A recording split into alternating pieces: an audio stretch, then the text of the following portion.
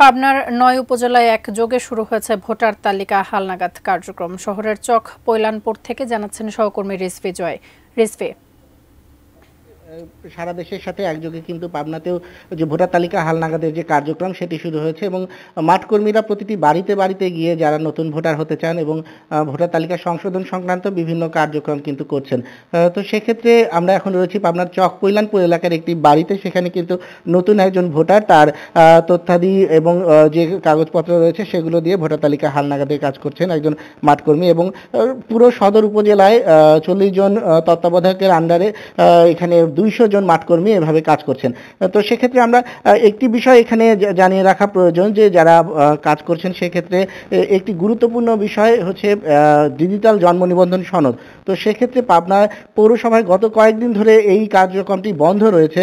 অনেকের আসলে এই ডিজিটাল জন্ম নিবন্ধন সনদ নেই। সেক্ষেত্রে নতুন যারা ভোটার হতে চাইছেন তাদের কিন্তু একটু সমস্যা তৈরি হচ্ছে এবং আগামী 1 ফেব্রুয়ারির মধ্যে এই কার্যক্রমটি শেষ হবে। তো সেক্ষেত্রে আসলে এর মধ্যে ভোটার তালিকার যে জন্ম নিবন্ধন সনদ সেটি সরবরাহ যদি করতে না পারেন অনেকেই কিন্তু একটু ভোগান্তির মধ্যে পড়বেন। আমরা একটু কথা বলার চেষ্টা করবো একজন তত্ত্বাবধায়কের সঙ্গে।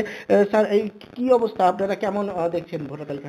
আসলে আমাদের কার্যক্রম, আমার আন্ডারে 3 জন তথ্য সংগ্রহকারী আছেন, তারা খুব সুন্দরভাবে কাজে বেরিয়ে গেছেন সকাল থেকেই।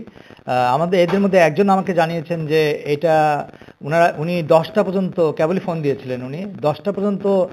একনল হ্যান্ড ওয়াশ 100% প্যারাবেন ফ্রি, তাই নিরাপদ হাতের জন্য আস্থা রাখুন একনলে। ডিজিটাল জন্ম নিবন্ধন 10টা করার পরে উনি পাননি, একটাও পাননি।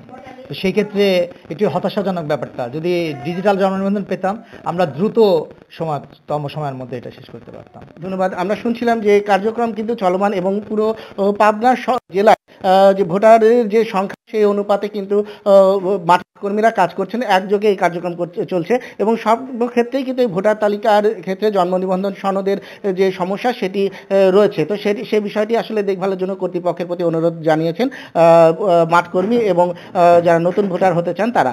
এই ছিল আমার কাছে সর্বশেষ তাসফিয়া।